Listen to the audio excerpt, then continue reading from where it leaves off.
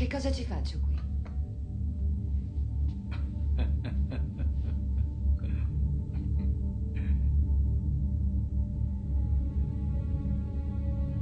I potenti della Terra si sono dati molto da fare di recente, pestandosi piedi a vicenda per aggiudicarsi il gioco del terzo millennio.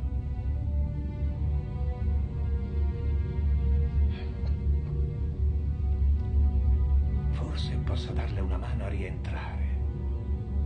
Non avevo capito di esserne fuori. Oh, magari non ancora, ma certamente le stanno indicando l'uscita.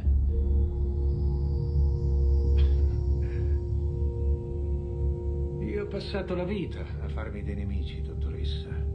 E ci sono molti governi, interessi economici, perfino leader religiosi che vorrebbero vedermi abbandonare questa terra. Credo che li accontenterò tra breve.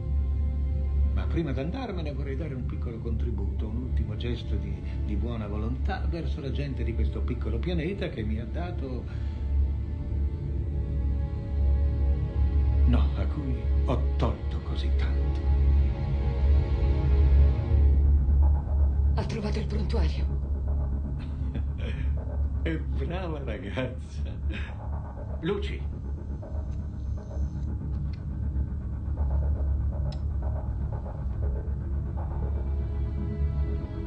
Pagine e pagine di dati. Più di 63.000 in tutto. E sul perimetro di ognuna... Simboli di allineamento, segnature di registrazione, ma non coincidono mai. Coincidono, se si ragiona come un vegano. Un'intelligenza aliena è necessariamente più avanzata, vale a dire che l'efficienza funziona a molteplici livelli e in molteplici dimensioni.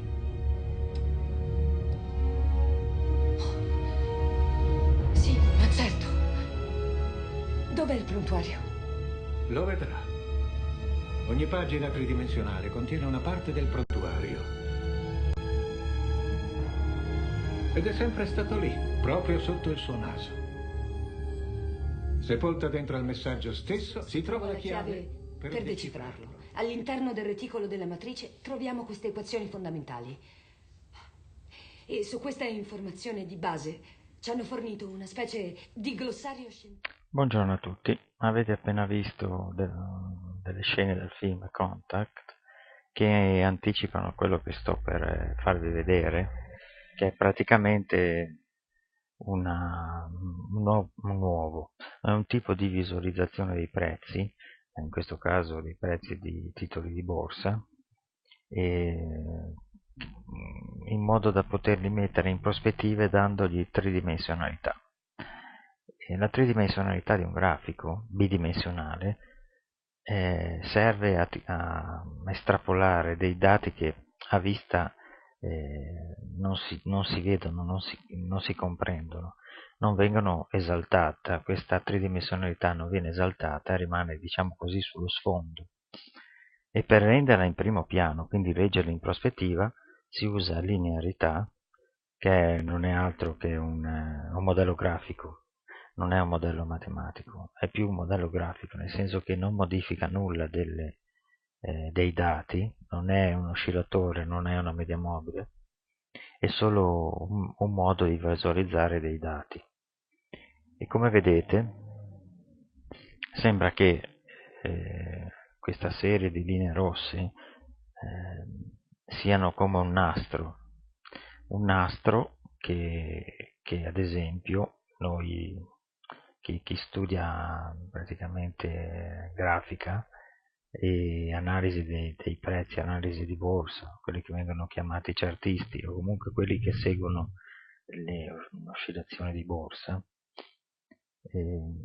valuterebbero da un punto di vista grafico, usando le rette, usando le medie mobili, usando dei sistemi standard che danno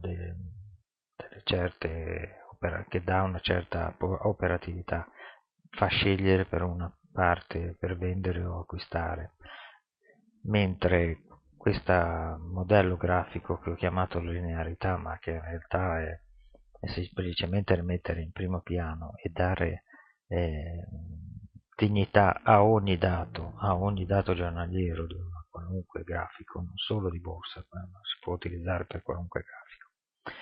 Dare dignità significa che bisogna trattare tutti i dati che si hanno nella stessa identica maniera e non utilizzare solo dei minimi, dei massimi, o dei punti che si chiamano di svolta o altra interpretazione sempre relativa alla stessa cosa.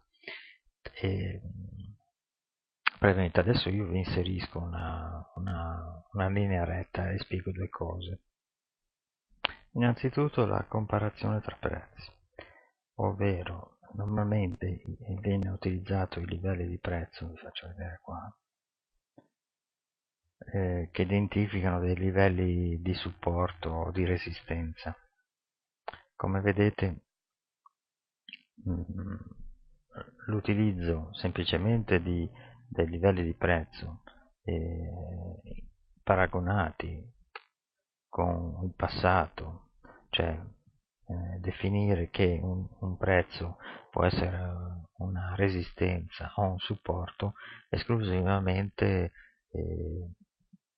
paragonando proprio il prezzo specifico, il prezzo puro, come si può dire,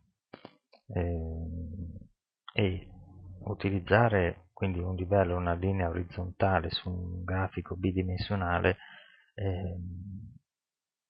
implica certi risultati nell'analisi. Ad esempio una rottura a rialzo di questo livello di prezzo fa pensare che e questo, anzitutto questo supporto, vedete qua, una volta è stato rotto a rialzo questo livello di circa 8, i prezzi sono saliti fino a 13 più o meno, e poi sono di nuovo scesi sul supporto, che è stato la resistenza rotta prima, è diventato supporto, e via di seguito, analizzando quindi tutti i dati che si hanno in modo lineare, senza però linearizzare graficamente i prezzi. Quindi usare delle linee rette oppure oblique su una serie di prezzi che cambiano col tempo non è propriamente il sistema migliore di ottenere dei risultati. Perché? Perché linearità, che è il modello grafico, praticamente mette in primo piano ciò che non è in primo piano, ovvero cos'è che fa vendere o acquistare un'azione, è la capacità della variazione di prezzo in un certo tempo in modo da dare un profitto. Quindi solo attraverso una visualizzazione linearizzata del grafico e quindi un'estrapolazione di ciò che è tridimensionale, portarlo quindi in bidimensione, può dare in effetti la possibilità di poter usare delle rette o dei livelli di prezzo. Praticamente quello che state vedendo ora identifica come identico da un punto di vista di visualizzazione questo prezzo che vi sto indicando qui con questo prezzo, cosa che è impossibile fare perché sono due prezzi diversi con un livello semplicemente di stesso dato, cioè praticamente ora io vi sto facendo vedere una serie di supporti e resistenze messi una sopra l'altra, questa fascia di linee rosse tratteggiate, e a questo punto devo linearizzare i prezzi, cioè vedere cosa effettivamente sono col variare del tempo, cosa significa questa tridimensionalità del valore di percentuale di perdita o di guadagno. Ok, adesso vi sto facendo vedere il risultato di portare attraverso linearità i prezzi, visualizzarli in modo davvero lineare, ovvero come vedete qui questo prezzo è identico a questo è il prezzo qui, quindi sopra è lineare, sopra nel grafico che vedete sopra è linearizzato, ovvero sia tutti i prezzi vengono portati in primo piano. Adesso vi allargo questo qui e voilà. Questo risultato praticamente permette due cose molto importanti. Innanzitutto i prezzi giornalieri vengono visualizzati da 0 a 100, potrebbe anche essere da 0 a 1000, da 0 a 1.000.000, è differente la cosa, più che altro che vengono tutti i prezzi di tutte le diversi grafici bidimensionali che si possono avere, vengono tutti normalizzati da 0 a 100. Questo permette la comparazione tra da diverse tipologie, da diversi tipi di grafici, no neanche, da diversi grafici praticamente, da diverse variabili. Da un titolo a un indice si possono comparare, nonostante un indice e un titolo siano molto diversi. Quindi questo permette di sovrapporli, di metterli insieme nella stessa chart, nella stessa immagine grafica.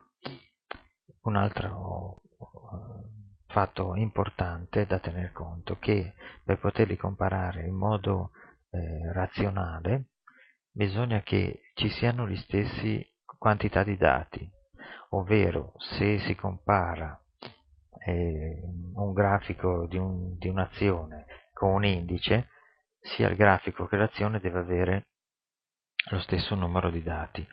Ora se si hanno 5 anni di dati del titolo, bisogna paragonarlo con 5 anni di dati di un indice, di un altro grafico, di un'altra azione, di quello che si vuole. Comunque devono avere la stessa quantità di dati per poterli paragonare. Questo è molto utile dopo, spiegando ulteriormente, approfondendo la cosa, spiegherò perché è così importante. Comunque rispetto al grafico diciamo originale, questo risultato che vediamo qui, cioè la linearità ottenuta, permette di verificare in modo molto più preciso cosa in effetti sta facendo questa azione. Allora, la linearizzazione del trend praticamente cioè il dato certo è il livello orizzontale, cioè i veri supporti dinamici o le resistenze, queste linee tratteggiate rosse, identificano esattamente, cioè riescono a paragonare esattamente i diversi livelli di prezzo col passare del tempo, mentre le linee oblique, essendo comunque il trend linearizzato, sono diciamo un effetto positivo della linearizzazione del trend, che permette praticamente in modo più organico, più preciso, di identificare quelli che sono i picchi e i minimi di un grafico. E adesso vi faccio vedere invece come sia impossibile riuscire a mettere una retta di questo genere su un grafico non linearizzato. Vediamo un po', quello di prima, diciamo che i prezzi originali sono questi, e questa è la stessa linea messa sopra, cioè usare delle linee rette su un trend, una serie di prezzi non linearizzate, praticamente è impossibile, praticamente il risultato, cioè le linee rette vanno bene per i brevi periodi, perché comunque nei brevi periodi diciamo che la linearità funziona imparando, cioè utilizzando tutti i dati che si hanno e giorno per giorno regolarizzare, diciamo, la visualizzazione grafica. Il sistema nel breve periodo deve imparare cosa sta succedendo a quella variazione di prezzi.